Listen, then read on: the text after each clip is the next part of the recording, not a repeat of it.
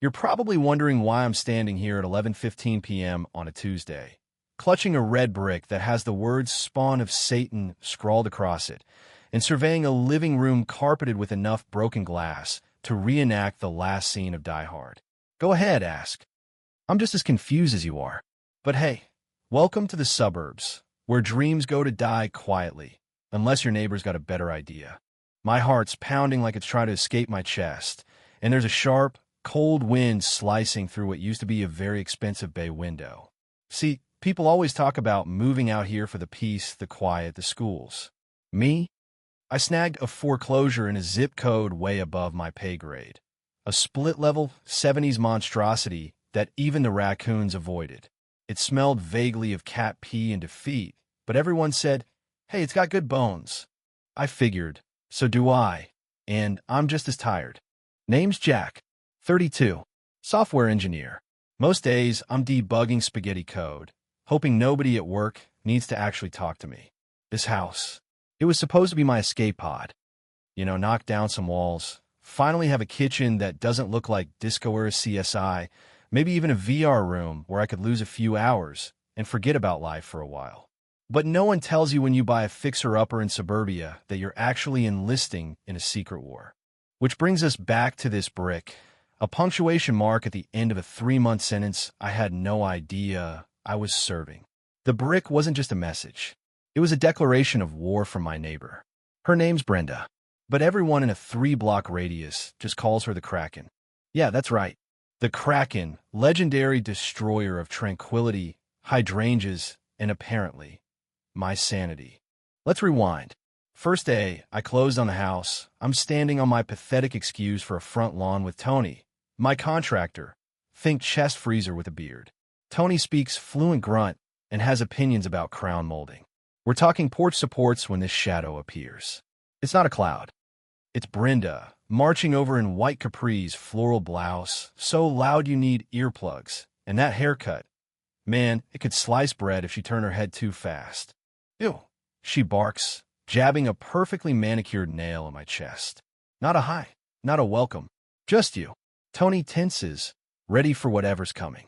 Me? I manage, trying for friendly. Are you responsible for this disaster? She sneers, sweeping her hand at my sun-bleached door. I start explaining, just bought it, gonna fix it up, but she's already scanning me like she's looking for malware.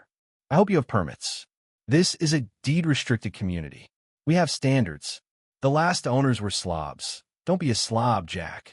She spits my name like it's a bad oyster. Tony, bless him, flashes the paperwork. Brenda recoils like he's drawn a weapon. No work before 8 a.m. No work after 6. No commercial vehicles.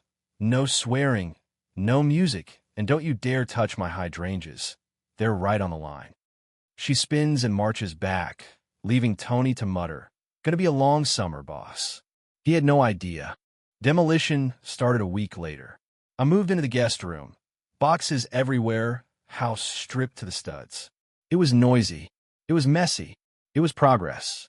But every thud, every nail gun pop, seemed to summon Brenda to the property line. Arms crossed. Death stare on max. The first week, she just glared. By week 2, she graduated to active interference. I'm on a Zoom call, trying to look professional when I hear shouting. I look outside. Tony's drywall guy, little Dave, who's built like a linebacker, irony is dead, is drenched. Brenda, standing on her side, is watering her petunias with a grin straight out of a horror movie. Every time Dave passes, he gets another accidental spray. "Brenda, what are you doing?" I shout. She gives me her best innocent act, just keeping my flowers happy. Maybe your guy shouldn't be disturbing their energy. Their energy. She claims Dave's aura is upsetting her begonias. Tony just shrugs, seen this before. Next comes the city inspectors. Sure enough, next day, city code enforcement. Brenda called in an anonymous tip about an illegal meth lab because she saw white powder. Spoiler, it's drywall dust. Gary, the inspector, walks in, takes one look, and is out in 15 seconds. But the Kraken's escalation skills? Impressive. She starts parking her beige Prius right across from my driveway, blocking deliveries. Says her driveway's under repair by invisible workers. Then come the noise complaints. She's outside every morning with a decibel meter, shrieking about assault on my eardrums if a hammer swings at 8:01 a.m. Tony holds it together for a while. But every man's got a limit. This came on a muggy Thursday. They're installing the new bay window. Yeah, the one I'll be sweeping up later, nail guns blazing at 2 p.m., well within legal hours. Brenda storms out in a bathrobe and curlers, pearls on like some deranged pageant queen. "Stop it. My cat's having palpitations," she wails, poking Tony's bicep.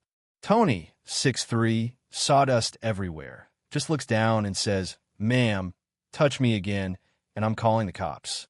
She gasps, clutches her pearls, and starts it on, "I know people, and you'll regret this." The cops show up. Officer Miller. Guy looks like he's aged 5 years just since lunch. He listens, sighs, and tells Brenda, "Unless they start blasting Metallica at 3 a.m., there's nothing I can do. Please stop calling 911. She storms off, glaring at me with the kind of hate reserved for parking tickets and reality TV villains. That should have been it. Maybe some more complaints. Maybe another pile of dog poop over the fence. Yeah, that happened twice. I was not expecting domestic terrorism. Later that night, headphones on, lost in some fantasy game, I feel a vibration, a thud, then the world's loudest crash. My first thought, structural collapse.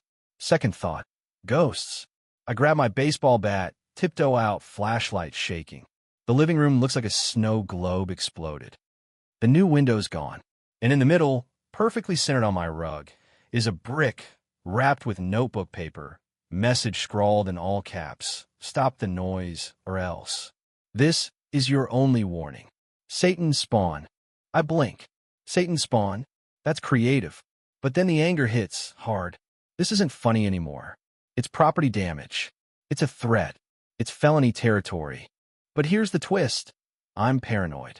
Before I even moved in, I installed a top-shelf security system. 4K night vision cameras everywhere. I pull up the footage. There she is, 11:08 p.m., shuffling across the lawn, brick in hand, still in that bathrobe, curlers bobbing. She heaves the brick, not exactly Olympian, but it gets the job done. Glass shatters. Brenda admires her work, then sneaks back like she's in a heist movie for retirees. I save the footage. Twice. To the cloud, to my phone, to my email. Now I'm angry and careful. A dangerous combo. I leave the scene untouched, call 911, and wait for the show. Officer Miller and his partner arrive. This time, they look even more tired. "Jack, let's see the video." I queue up on my iPad. They watch Brenda in all her glory, bathrobe and all, wind up, throw, victory pose. "That's definitive," Officer Miller says. "Criminal mischief. Felony, considering the window." They head over to Brenda's house. Through my new ventilation, I hear the shouting, Brenda denying everything, then accusing me of deepfake technology. Then, when Miller doesn't buy it, she threatens to call the Supreme Court. They cuff her. She howls all the way to the squad car, curlers clacking on the roof as she gets stuffed inside. If looks could kill, I'd be ashes. That night, as I board up the window, I get this weird sense like something heavy just shifted. The law was on my side. Justice, or karma, had shown up in a patrol car. Brenda made bail by breakfast, but that was just the appetizer. Tony comes over next morning, shakes his head. Kraken went nuclear. Huh. He rushes the glass order, itemizes every cent, board up, rug cleaning, labor. I send Brenda an invoice, police report attached, security video, the whole nine. Drop it in her mailbox. I watch from my camera as she tears it up, then with absolute spite, throws a fresh pile of dog poop, again, onto my driveway, right on top of the shreds. Gives the camera the finger, goes inside. "All right, Brenda. Game on." I hire a lawyer. Not just any lawyer. I wanted someone with teeth. The guy's name is Saul Goodman. No, really. His office smells like desperation and Axe body spray, and his billboard's one copyright lawsuit away from being on Better Call Saul. But he knows his stuff. He watches the videos, first the brick, then the poop flinging, and grins like a shark at a feeding frenzy. We don't want just damages. Saul says, scribbling numbers. We go for emotional distress, loss of use, the upgraded security, legal fees, punitive damages. We're going to bury this Karen in paperwork so deep she'll need a backhoe to dig out. Step 1. Server papers. Brenda, it turns out, is a master at evading process servers. Saul's out a guy. Kid shows up with a pizza box. Brenda, pizza from a secret admirer. Vanity wins. She grabs the box and boom. Inside, a stack of lawsuits glued to the cardboard. You are served. Kid snaps a pic, sprints off. Brenda stands there, mouth open, then hurls the box on her lawn.